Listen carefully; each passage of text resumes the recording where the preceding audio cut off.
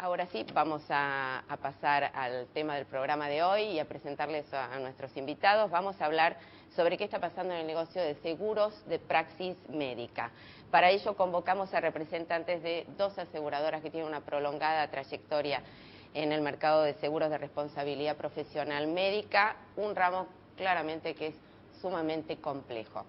Estamos acá con el señor Horacio Canto, que está al frente de la Gerencia de Riesgo y Calidad Médica del grupo SMG Seguros. Un placer, Horacio, que estés acá. Muchas gracias por la invitación. Y Fernando Moneta, gerente técnico y de siniestros de TPC, compañía de seguros.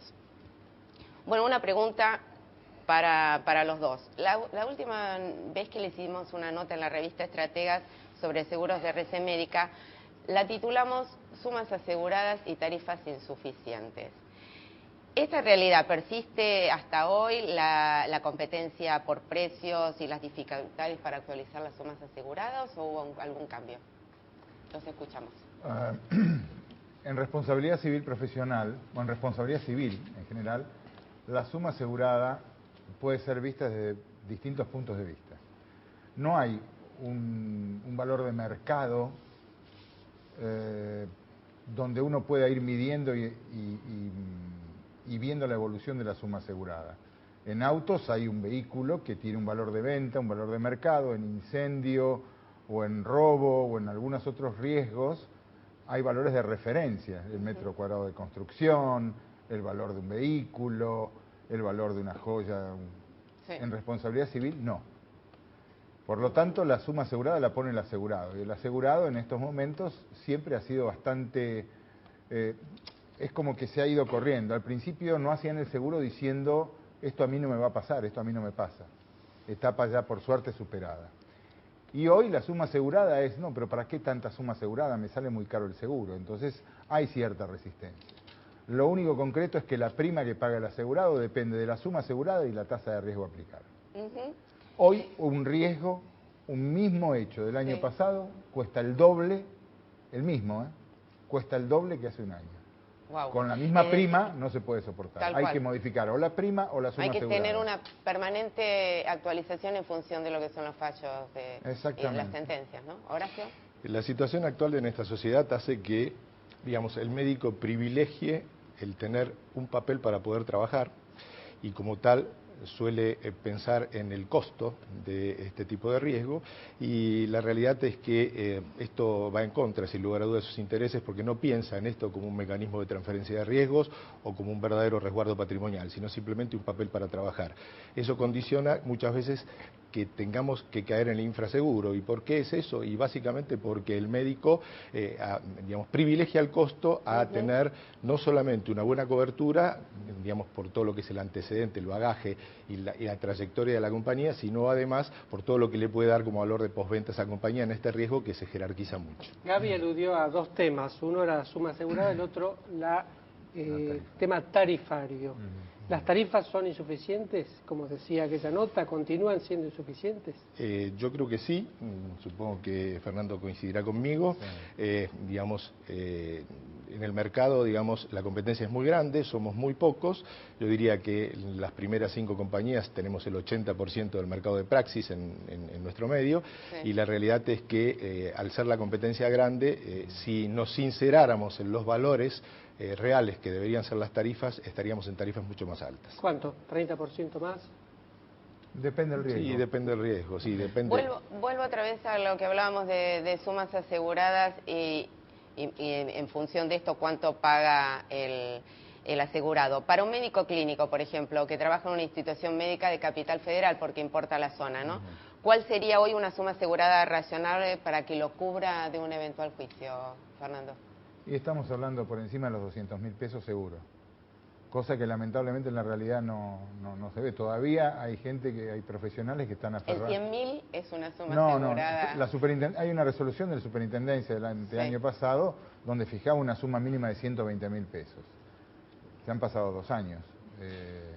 Tiene mucha importancia la región. Ustedes en esa nota hablaban de 300.000 pesos hace meses, Sí, sí. Como suma asegurada para un médico clínico, por ejemplo.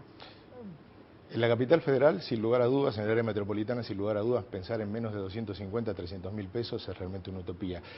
Lo que pasa es que nos encontramos con que masivamente en otras áreas menos litigiosas que el área metropolitana, tal vez con una suma intermedia entre los 120 que ya resultan absolutamente irrisorios fijados por la resolución de la superintendencia y estos 250 a 300 mil pesos podemos encontrar un equilibrio.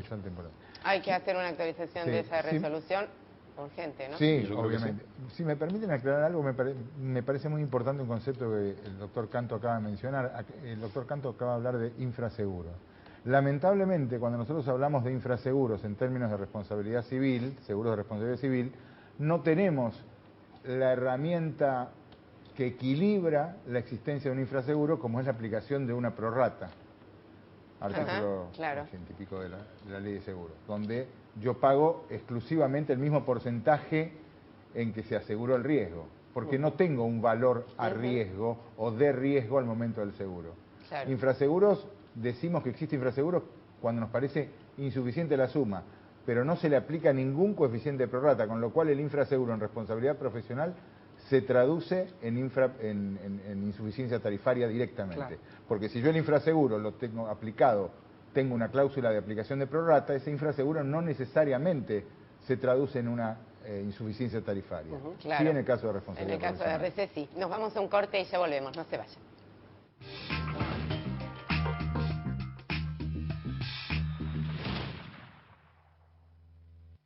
Continuamos en Público Económico, seguimos hablando con los representantes de instituciones que hacen seguros de praxis médica. Y las instituciones médicas reportan los eventos adversos que potencialmente se pueden transformar en juicio o les restringen un poquito la información a las aseguradoras para evitar que ustedes digan, bueno muchachos, si tienen tantos eventos adversos la prima no va a ser la misma, ¿no? El concepto, digamos, original es que sí, cuanto más reportan, más cara les puede salir la prima en una renovación.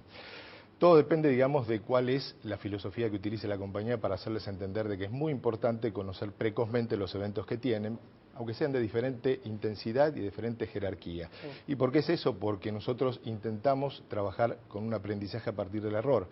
Indiscutiblemente, si ocurre un evento adverso, el trabajar sobre la raíz de ese evento adverso genera en la institución un mecanismo o un cambio en el proceso que permite que ese evento por ahí no vuelva a suceder.